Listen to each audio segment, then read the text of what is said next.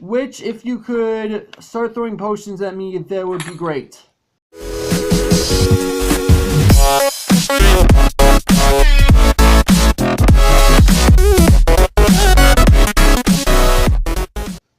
What's up, agents? Zer here, welcome back to the lab. Today we're going to be taking a look at the Bedrock Armor add-on. Now, this add-on was created by a guy by the name of Minecrafter001, so huge shout out to him. Unfortunately, he doesn't have any social media for me to put down in the description. I do apologize for that, but there will be a download link in the description if you guys want to check this add-on for yourself.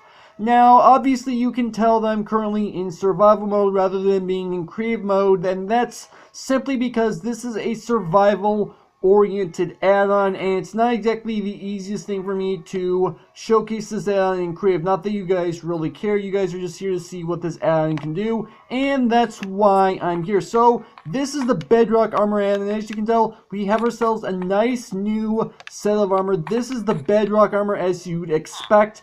And this actually replaces chainmail armor. So it's actually replacing something that exists as most add-ons do. And there are actually two ways that you can get this armor. The first is actually if you kill the Wither. And I'm not entirely sure if it replaces the Nether Star with all 4 pieces of armor or if it drops with the Nether Star. I'm not entirely sure. I have not tested it out. But that's one way you can get the Bedrock Armor. The other way is if you find the proper villager to trade with. You actually need an armor, and you actually need to unlock this trade. So I actually did a little bit of trading already just to unlock the armor to show you guys. So this is what the armor looks like in his trading inventory. So you have 20 emeralds for a set of boots, 35 emeralds for a set of pants, 25 for a helmet, and 40 for a chestplate. So obviously, no matter if you're trying to kill the Wither or you're trying to trade with an armor, it is going to be kind of rough to get an entire set of Bedrock Armor. Either you have to obviously kill the Wither, which is a challenge in and of itself, or you have to get a whole boatload of emeralds just to buy it from one of these guys, and then you have to hope you can find one of these guys. And you obviously have to unlock the actual trades in order to be able to access them. So that's how you get the armor itself. Now, as far as the armor itself, according to MCPEDL, they were not able to change the durability of this armor, so they actually recommended you put unbreaking on the armor. Not that it really matters, because this armor is super OP. I mean, it's Bedrock Armor. You expect it to be super OP, and it is, but doesn't come without its downside. So if I go ahead and put all this armor on, now before I go ahead and put on the boots, I want you guys to look outside of my inventory. Watch my camera.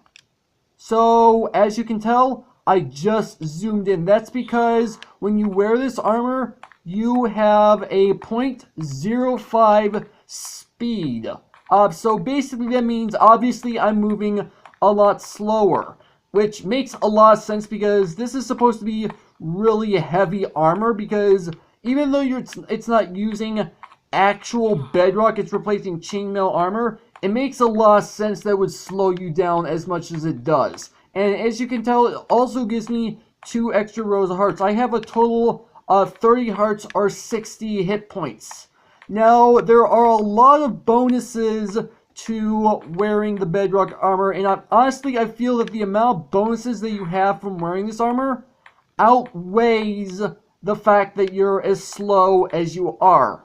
So, let me go ahead and run through absolutely everything that you can do while wearing this armor. First, it says you have complete invincibility to absolutely everything, and it says you even have invincibility to falling to the void, which I for one do not want to test. I'm just gonna take the add-on creator's word for it that you're immune to the void. If you guys want to test that out for yourselves, feel free to do so. Let me know down in the comments if that actually works. I just don't want to test that.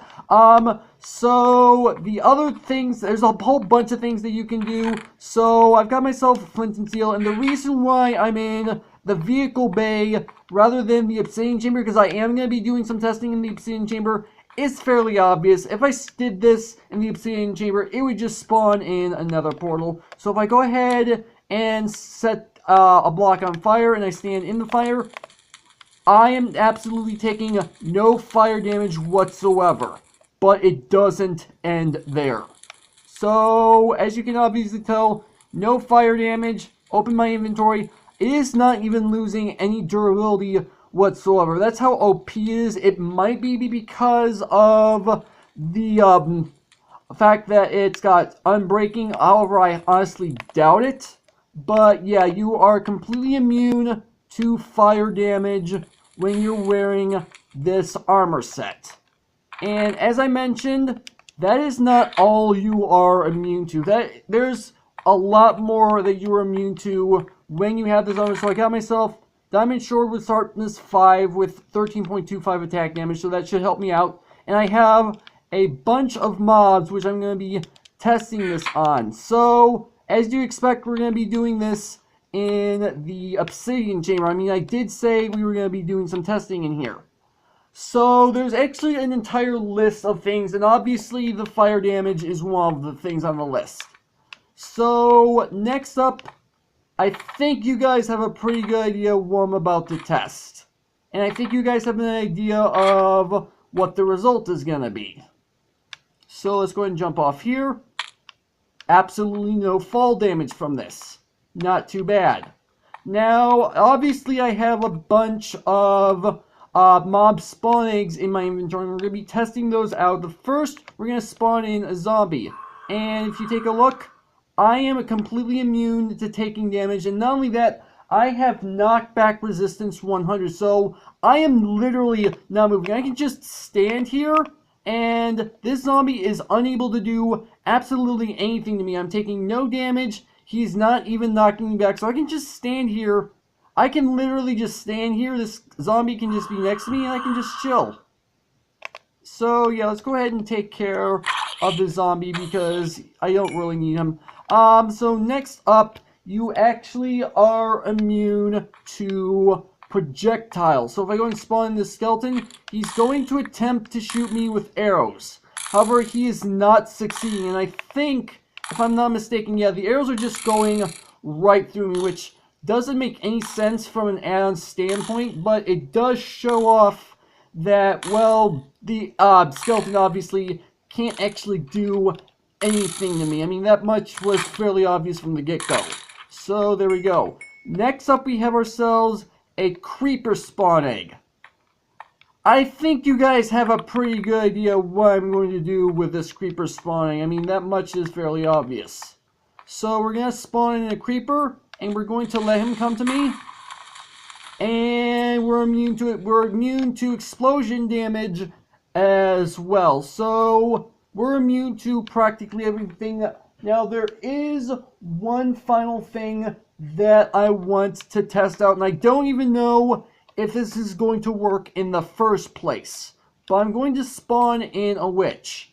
Now, according to MCPEDL, I am also immune to magic. I'm not entirely sure what it means by being immune to magic. My assumption is that I'm immune to potions, which is why I have the witch spawning, but I'm not entirely sure. So let's go ahead and test this out. And witch, if you could start throwing potions at me, that would be great. Okay, so it looks like I am in fact immune to magic, as I expected it to do. So I am taking absolutely no poison damage from this witch whatsoever. So I was actually right on the fact that I am in fact immune to magic. My assumption was in fact correct. So let's go ahead and get rid of the witch. And yeah, there we go. So let's see, we got ourselves potion of instant health. I don't think I'm gonna need this because I'm not actually able to take any damage whatsoever. So yeah, even though you do have a massive speed reduction due to this armor, which again, I do think makes a lot of sense because this is technically a heavy block, even though you can't actually get in survival. The amount of buffs that you get in return is actually really good. I like the fact that you're actually able to take as much hits from practically anything and absolutely nothing happens to you. But other than that, I think this is actually a good place to go ahead and end off the video. So hopefully you guys have enjoyed. If you did, make sure that like button. One more, then make sure that subscribe button for future content. Also, you can find me on Twitter at AgentCP0 to stay updated. This has been Zer0's. Thank you guys for watching, and with that, I will see you guys later.